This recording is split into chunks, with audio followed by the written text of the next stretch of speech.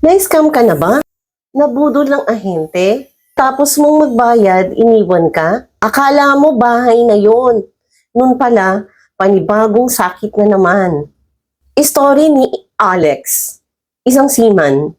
Nagbayad siya ng full down payment sa isang pre-selling condo. After 8 months, walang update. Ang ahente, sin zone mode na lang. Ngayon, si Alex ayaw na niyang sumubok. Para sa kanya, hindi lang pera ang ibinigay niya. Tiwala iyon. It's broken, mahirap nang ibalik.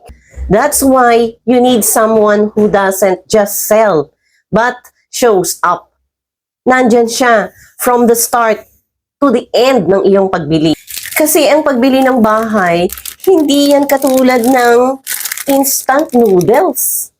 Mabilis kang makabili, nirarasyon pa nga. And then magpapakulo ng tubig, cook in just 5 minutes.